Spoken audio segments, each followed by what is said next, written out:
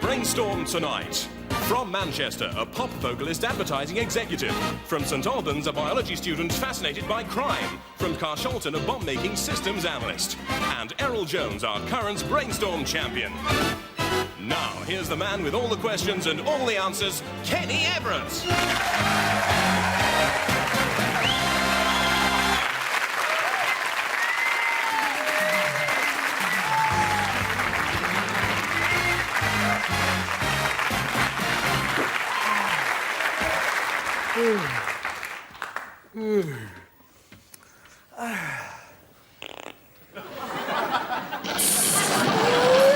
Hello! That's better. You're just in time to join us for another rip-snorting, hog-wrestling edition of Brainstorm, in which 4 innocent contestants who've never done anyone any harm in their lives will be put through a trial of brain strength that will leave one of them as our champion brainstormer of the week, and the other 3 as small brown stains on the carpet. We award the contestants power in watts, shown by the columns of bulbs. The questions are of a scientific bent, but don't worry, we'll straighten them out as we go along. Ha-ha. So, without further ado, let's say hello to our lovely contestants who are about to play Brainstorm.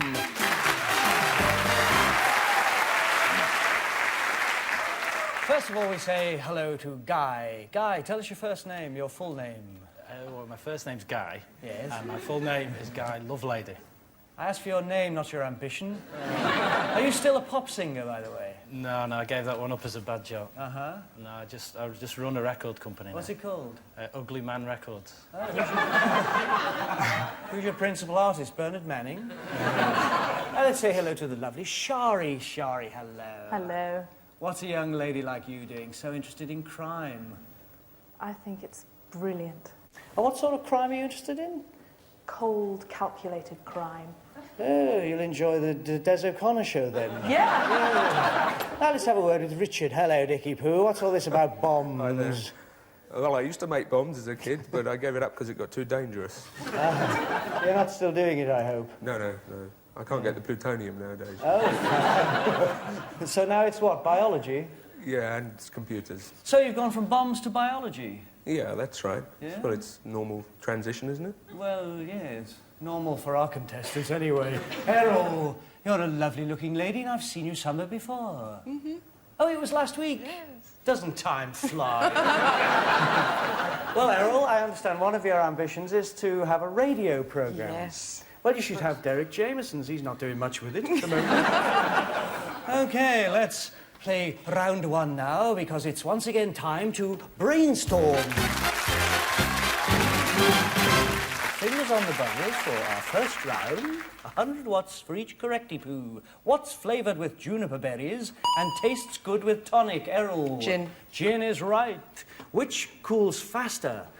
Clever one, this. Tea with milk or tea without? Shari. Tea without milk. Why? Because it's hotter. Oh, all right then. Hot things cool faster than cool things, believe it or not. Isn't God complicated? Why is it hard to insult a pachyderm? Shari. So they've got very thick skins. Ah, ha, ha, ha. When it's midday in London, is it morning or evening in New York? Richard. Evening. No, it's morning. But it is June in January, whenever you're near. You sit the next one out, by the way. What can change colour quicker, breathalyzer crystals or a chameleon? Shari. Chameleon. Yes, it takes 15 seconds, but a breathalyzer takes 30 seconds, so you've got time to run. What goes across a Wheatstone bridge? Shari. A chisel or thing to sharpen. No? Almost. Electricity. Which joints involve genuflexion? Errol. Knees is correct. Which London theatre is also a metallic element? Shari. Mercury. No. No. I've got palladium down here. Whatever that is, apparently it's a metallic element. Which physicist is also a German beer mug? Guy. A Stein. I think I can give you that one. Einstein is German for Biermark. Very correct. Guy joins the game. Let's have a look at those scores. Yeah! Richard is sitting firmly at the bottom of the barrel there with no score at all. Then we got Guy with 100 watts, Errol 200 and Shari 300 watts. Now rest your buzzer fingers as we guess the gadget. And you can win up to 500 watts on this exciting round with the aid of the lovely Cleo!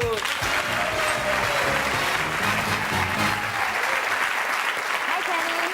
Hi, Cleo. What's that torture-y looking thing you've got there? Well, I'll explain what it's made of firstly, which are 2 lengths of wire with these plastic bits on the end and this thing for plugging in somewhere. I personally think it's a home tanning device for tanning your private parts. I haven't got any private parts like that, have you? Well, I've got 2 of them anyway. So I'll take it over to Errol first, shall I, and see what she thinks. Errol, it's made of plastic, but you plug it in so anything could happen. It's for warming cats' tails in. Warming cat's tails, that's very interesting. What, 2 at one Yes. time? Great. That's fine if you've got 2 cats. Richard? Any offers? Warming cat's tails? So it's an electric skipping rope. An electric... What, with a bulb there? Oh no, you plug that into the mains. You'd get far on that, wouldn't you? Not a bad guess, Richard. What about you, Shari? It looks like feet warmers for people on stilts. That's quite interesting. Guy? It's your chance to score here. I mean points.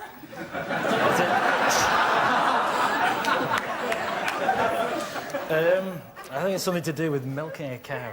Milking a cow. Perhaps half a With cow. very small udders. Okay, it's a thing for milking half a cow. And other silly suggestions. Okay, you have 10 seconds to write down what you think it is on those pieces of terribly expensive BBC paper, starting from now. Could it be one of Linda Lasardi's nighties? A gadget for knitting hamsters? Or a device for strangling Bonnie Langford? I'll go for C on that. Okay, pens down. Let's have a look at those pieces of paper. Would you hold them up, please? Guy thinks it's a fly scarer. Silly Guy. Shari with 300 watts so far. Our winner thinks it's a portable hazard light. Oh, that's sort of interesting, but probably horribly wrong. Richard with no points at all. An electric hygrometer. A humidity measurer, could be. Same sort of heating element, some sort of heating element, says 200-watt Errol. So, Cleo, let's have the right answer. Is it... Anybody got it right, Cleo? Well, Errol is the closest because it is, in fact, a welly warmer. And I'll show you how it works. It's for when you're on boats and you get cold, damp wellies. You plug it into the battery overnight and dangle them in your wellies like this. And by the time the morning comes, they're all warm and snuggly. Okay. Well, let's see what we can give you. I think Errol comes closest to it. Yours had heating in the title somewhere there, welly sort of heater. Yes, I think we should give you 300 watts and nothing for everybody else. Thank you, Cleo.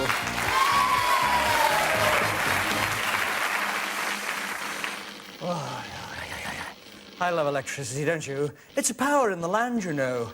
And now the brain scan, and a chance for our contestants to individually bump up their power. We scan them one at a time for just 45 seconds to answer as many questions as they can, so don't spend too long on each question. 100 watts for each correct answer. So I'll ask them very quickly, you answer them very quickly, and we'll be cooking with gas. Okay, let's brain scan.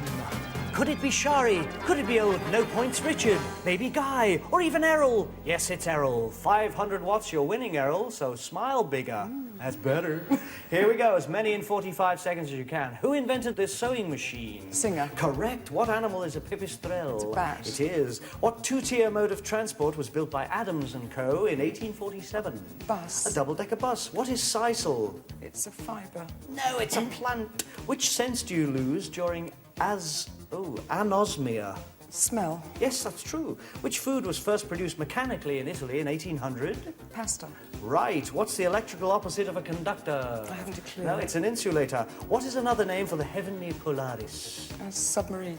No, it's the North Star or Pole Star. What musical object is cast from 77% copper and 23% tin? I don't know. It is a bell. What does ESP stand for? Extrasensory perception. Correct, and your score, which has just been bumped up by 600 watts, is 1100.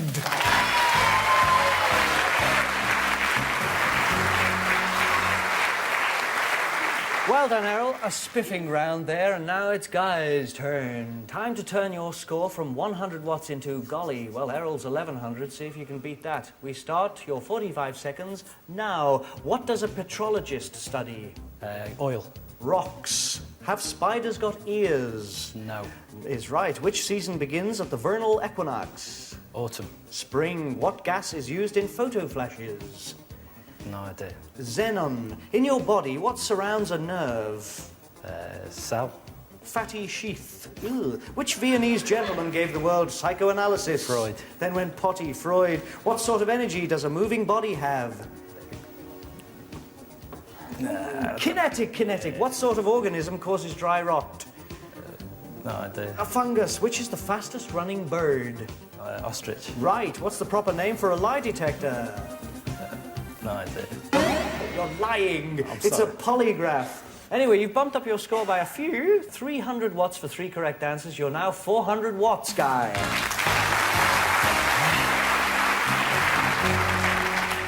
Okay, Shari, it's your turn to bung those 300 watts up to something phenomenal in 45 seconds, starting now. What does a barometer measure? Barometer. Atmospheric pressure. Correct. What sort of materials can have a piezoelectric effect? Metals. Crystals. What plant is linen manufactured from? Flax. Absolutely right. Who was the first man in space? Glen. No, Yuri Gagarin. Oh, yeah. Ah, how quickly they forget. What factory-made blocks first came from Switzerland? Factory-made blocks from Switzerland. Don't know. Pass. Chocolate. What is a beaver's house called? A beeve. No, a lodge. Which comes first, sunset or lighting up time? Lighting up time. Sunset. Who invented the hovercraft? A British person. Christopher Cockle. Yes. Which animal did the Romans call a horse tiger? You can still answer it. A horse tiger. Think of it. A tiger's got what? Stripes. Yes. Zebra. Yes! Well done. Okay, Shari, you've bumped yourself up by 400 watts. You're now at 700.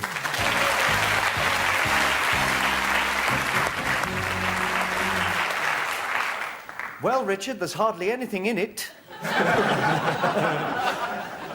You must get at least as much as Guy, which is 4 correct answers, 400 watts. You're down at the bottom so far, so let's see what you can do in 45 seconds. As fast as possible, please. Starting now. What does a toxicologist study? Poisons. Poison is right. Welcome to the game. What is the lightest element? Hydrogen. Yes. What regulates body heat by being evaporated? Sweat. Yeah. What is a spinnaker used on?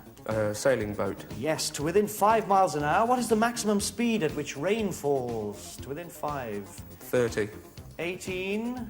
No, that's not within 5. Which book was compiled by the scientist Roger? The thesaurus. Thesaurus. What is a hydrophobia? What is hydrophobia? Fear of water. Yep. What are sequoias? Trees. Yep. To which planet did the Viking missions go? Mercury. Mars. Who would use a theodolite? Someone measuring height above sea level. A surveyor. Yeah, we'll give you that one. Hasn't he done well?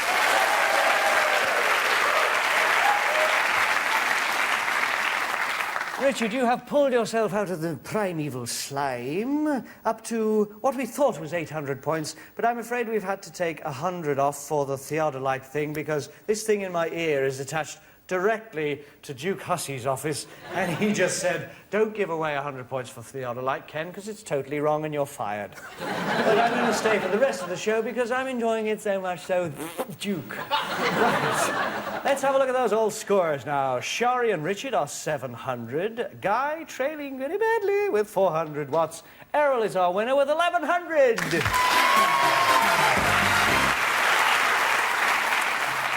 Time to relax now with a little demonstration of a gizmo or other from the beautiful, delicious Cleo.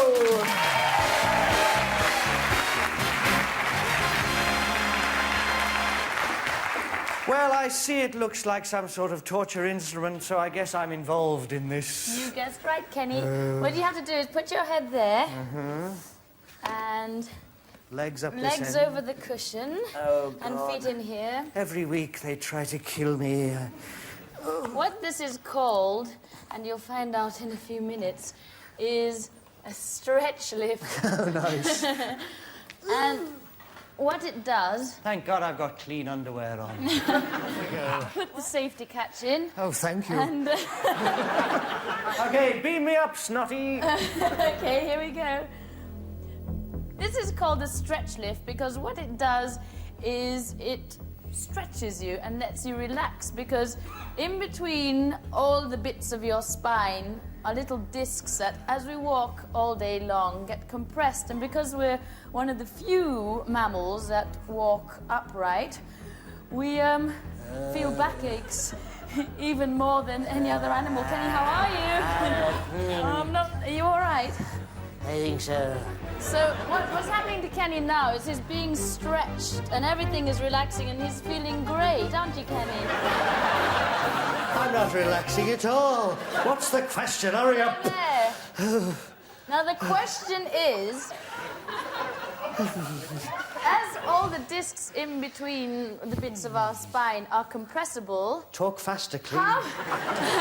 how much, if any, would we shrink by the end of the day? Would it be 0 centimetres, 1 centimetre, or 2 centimetres? Oh, God. Okay, can you turn the autocue upside down? Oh, thank you. A, B, or C? Oh, have I shrunk in the evening by 0 centimetres? Or B, by 1 centimetre? Or C, 2 centimetres? 10 seconds starting now.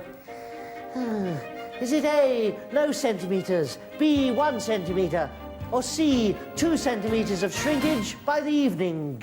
Oh, good.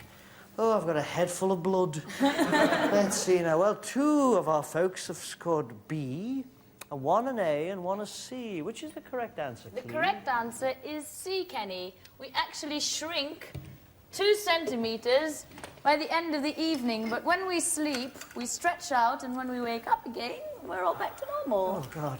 I think we'll give 500 watts to Shari because she got it absolutely right. And a huge round of applause for me.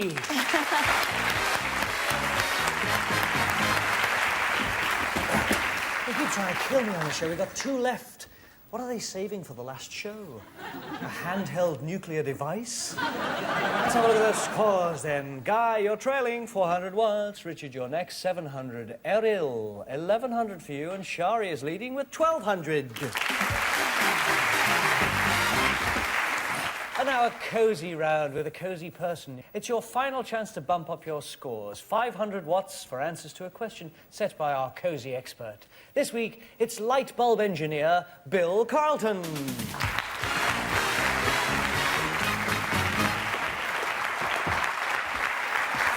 Hello, Bill. Welcome to the show. Thank you. Bill's been collecting light bulbs for over 25 years, and we're going to present you with our Brainstorm bulb to see what you make of it. Thank you very much, Cleo. It's brilliant. Brilliant. It looks actually similar to one of those in front of you. You're absolutely right. This is the model that produced this. And what model is that? Well, what we have here are the 2 first successful bulbs. One from America, invented by Edison, and one from England, invented by Swan. There's something interesting about the filament, isn't there, in the original bulbs? Well, most people would think that the filaments were made of metal, but they were in fact actually made from vegetable. This first one by Edison was in fact charred or carbonized bamboo, and this one by Swan was carbonized cotton. And how long would that last? Oh, only 40 or 50 hours. It's not very long, is it? No. You've got a fab collection Yes. of wobbly bulbs over here, which you're going to take us through, aren't you? I'll switch them on to begin with so that we can see some of the very interesting shapes of carbon lamps from the very early days, Victorian times, up until about the First World War. And then what happened? Well, this was very successful. It was the filament they used, by the way, was in fact the cotton used by Swan, but it was in fact a more refined version. It had a longer life and it was more, it gave more light output. But before very long, because there was an awful lot of activity in that short period from about 1878 to about 1910, they in fact invented the first metal filament. And this is an example using tantalum. And these are originals, aren't they, from when, 1902, did you say? Exactly, yes. Gosh. These are quite unique. To find two lamps still burning. Something after every all these housewife wants to know. How do they get their bulbs at home to last as long as they have? Because they're not actually as bright as they should be, are they? No, they're underrun so that we get a long life out of them. They're a bit too valuable to run at full voltage. And after 1902? Well, they managed then to develop tungsten filaments, but the problem was that there was so much wire to accommodate in the bulb that for a decent wattage, the size of the globe became really too large. They had squiggled it up and down to try and They cram it all created in. these squirrel cages, as they call them. So how did they get over that problem? Well, what they did very cleverly was to coil the filament. So they not only coiled it, they coiled the coil as well. Well, he managed to get the size of the filament down to a very compact size, so that if you look at the modern lamp today, the 100-watt lamp in the middle here, again a clear filament so that you can see how they managed to get the size down to a really small dimensions, and all due to this coil. And we can see how that works in here, can't we, if Yes, we we turn it can. on? The difference. We see in a moment how the filament on the left-hand side, which is coiled coil, glows a lot brighter, giving a lot more light than the filament on the right-hand side, which is more stretched out. So they could cram more in a bulb to give out more light. Exactly. And that one right at the end, this rather space-age looking one, is that Yes. something we have to look forward to? This is basically a miniature discharge tube. It's completely cool by comparison with the household lamp that we're all familiar with. We know that it's far too hot to handle. And of course, it's about 5 times at least as efficient and at least 5 times longer So life. every home will have one soon. I think I so. feel a question coming on, Bill. Yes, the question concerns this household bulb. As you know now, it emits a lot of heat as well as light. The question is, of all the electrical power that we use for that lamp, what percentage is actually converted into light? Okay, panel, there's the question. All the power going into that particular bulb, how much of that power is converted into light and how much is frizzled away in heat? Okay, how much goes into light as a percentage?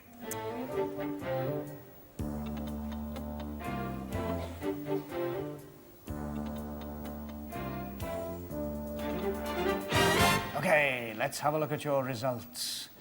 Well, Guy thinks it's 25% is turned into light, and the rest is heat. Shari thinks it's 30%. Richard goes for 25, and Errol for 27. Bill, which one is almost right? Any of them? Well, the two nearest are Guy and Richard, but the real answer is 5%. 5%? 5%. Heavens above. Well, Guy and Richard, I think we'll give you, because you're so far away, but nearer than Shari and Errol, I think we'll give you 100 watts. Yes, that's about fair, each. 100 watts each, and thank you, Bill. Thank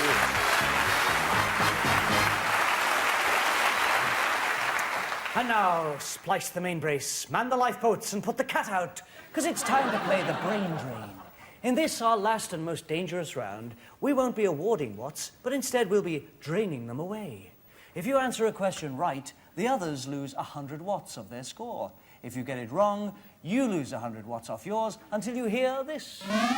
That means the drain has just increased by 100 watts to 200, then 300, and so on, until 3 of you will have lost all your power and will be fed kicking and screaming into the contestant masher, which will remove all your vital organs, and whatever remains will be turned into palmeaty chunks. This will leave one remaining contestant unscathed, if a little exhausted, who will become our champion brainstormer of the week. So, fingers on those buzzers as we prepare for the brain drain.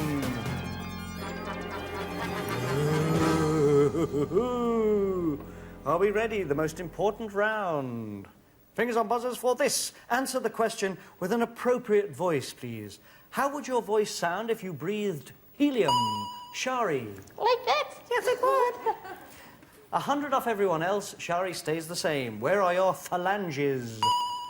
Errol. In your fingers and toes. Right. What do we call the circle of the most southerly latitude in Shari?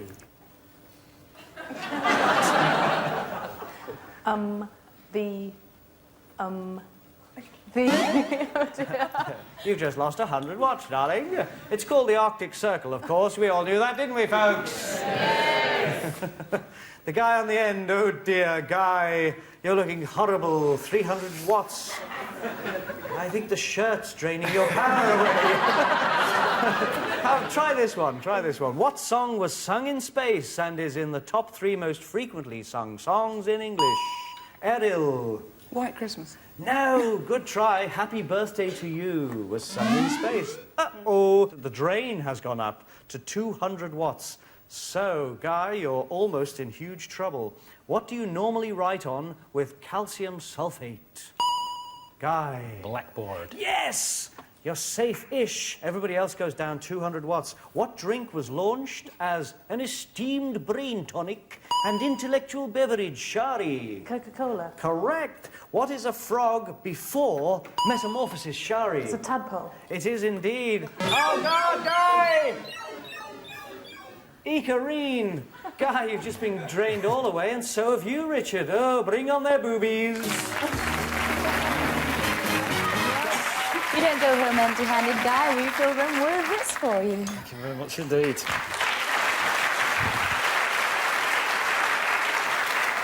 Well, Guy, you've got something to hold on to as we feed you into the Scrungatron.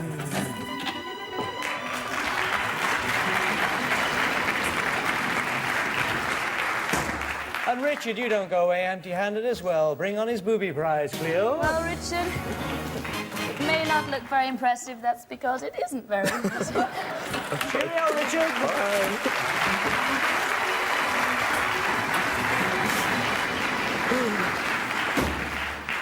Well, it's a battle of the sexes now, but it's still the same sex. Errol and Shari, both ladies, but the scores are terribly different, as you can see. Errol has only 300 watts, so the drain is 200, so you're not really up Thing Creek. What does every action have equal and opposite to it? Shari? Force. No, a reaction. Eek. So you lose 200 watts. Uh-oh, 300 watts is the drain now, so Errol, if you don't get this first, you're really in trouble without a paddle. What do you call electricity generated by falling water? Ah, Shari. Hydroelectricity. Yes, Errol! You have to leave us, I'm afraid, but do have a glass thing before you go. Your very own Brainstorm earring, Errol. Thanks. Well, I'm afraid that everything that goes up must go down.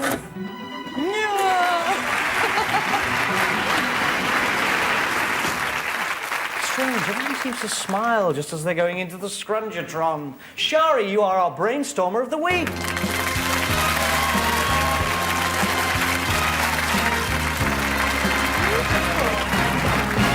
Well, science is supposed to make great advances, but I really think it goofed with the radio. I used to prefer it when it looked like this, and this is our prize of the week. It actually works. Oh, it gets old radio shows, like the Tony Blackburn show, old muck like that, and...